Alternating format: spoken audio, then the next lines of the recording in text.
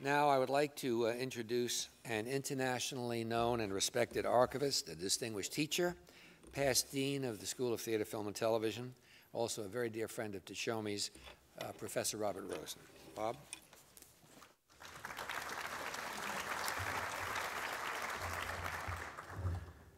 Teshome and I both arrived at the same time, 1974. That's 36 years that we knew one another and interacted in a whole range of different ways. I was trying to think back to the time when, incredibly enough, he was a student of mine, and I couldn't remember because he never acted like a student. He always had a sense of self, a sense of purpose, I would say a sense of mission. He always had that ability to express his ideas with a sense of conviction and importance. He was always a colleague.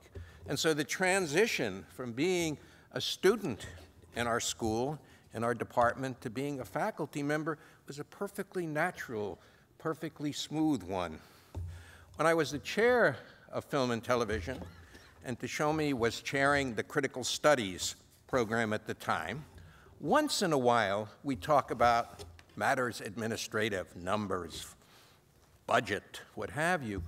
But most of the time, he would come in and talk about the interests of the students, particularly those that were in some way disadvantaged, particularly those that were in some way risk-taking, and wanted to know how they could be supported. Or he'd come in and talk about the faculty, his respect for the faculty, and how he could play a role in encouraging collegiality and a sense of fruitful interchange among them.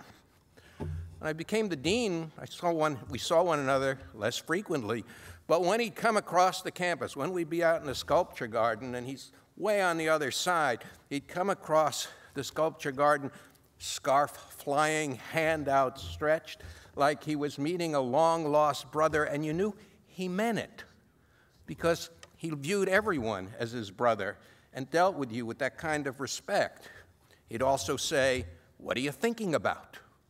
And he meant it, because an insatiable curiosity. He really wanted to know what you were thinking about, and then he would say what he was up to and what he was thinking about, and you knew it mattered as well because he had such a profound respect for ideas. And the reason he had such a profound respect for ideas was that he believed in that ideal in the university of a unity of theory and practice. What you thought was going to influence how you acted in the world.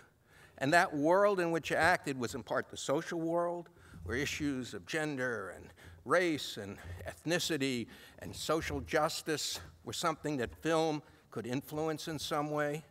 And that world that he wanted you to act in as well was also a global world, where what happened in Addis Ababa or Hanoi or Beijing or Paris was as relevant to what you were doing as a scholar or as a filmmaker as what was happening in Beverly Hills or at the studios.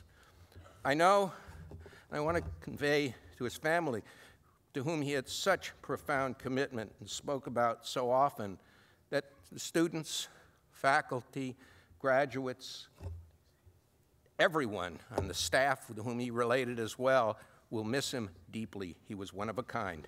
Thank you.